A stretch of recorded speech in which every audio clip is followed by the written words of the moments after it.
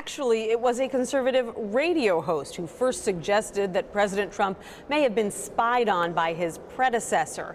That accusation made its way into a Breitbart article about 24 hours before the president sent those now infamous tweets. So, Nancy, where does the House Intelligence Committee investigation on the wiretapping go from here? Well, it sounds like the chair of that committee is pretty clear that, at least when it comes to this segment of the investigation that they're conducting, he sees no facts to lead them to any other conclusion. So he's not going to continue to pursue that avenue of investigation, although he says he has other concerns. He says it's still possible that some Trump associates may have been caught up in a broader investigation, and he wants to get to the bottom of that. And of course, the House Intelligence Committee and the Senate Intelligence Committee are both looking into Russian meddling in the U.S. election and whether there was any kind of communication between the Trump campaign or Trump associates and the Russian government. So still a lot to look into, but as far as the House Intelligence Chairman is concerned, not much when it comes to wiretapping. All right, Senators Grassley and Feinstein were tight-lipped about their meeting with FBI Director Comey Wednesday. But earlier, Grassley expressed a lot of frustration. I want to play some of that for you.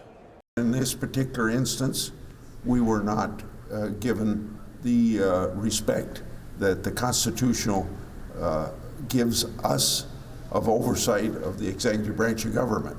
And so that's very irritating. All right, irritating. So, Nancy, do you get the sense that lawmakers are becoming more frustrated on this issue? Well, it depends on which lawmakers you talk to. Lawmakers on the Senate Intelligence Committee, for example, who had already been briefed by Comey behind closed doors, say that they're happy with the amount of information that they're getting. But essentially what you've got going on here is a turf battle. There are a lot of different committees who feel that they've got a piece of this pie. Grassley chairs the Senate Judiciary Committee, and he's got questions about Russian meddling in the U.S. election, and he's got questions about wiretapping that he wants to put to FBI Director Comey. He was so frustrated that Comey wouldn't commit to a date for that briefing that he threatened to hold up a Department of Justice nominee until he got that meeting. Well, guess what? Director Comey came up to the Hill on Wednesday. He met with Grassley and with Feinstein, but that still wasn't enough for other senators who say they have questions. Like Lindsey Graham, he wants at least a letter from the FBI director outlining what he knows about this wiretapping situation and whether there were any warrants ever issued for wiretaps against the president or any of his associates. I had a lot of questions, and a final question for you, my friend. Senator Graham announced Wednesday at a subcommittee hearing that Comey said he'd respond to his letter about possible surveillance and whether there's an investigation into Trump associates and Russia in a classified setting at a future date. What does this indicate?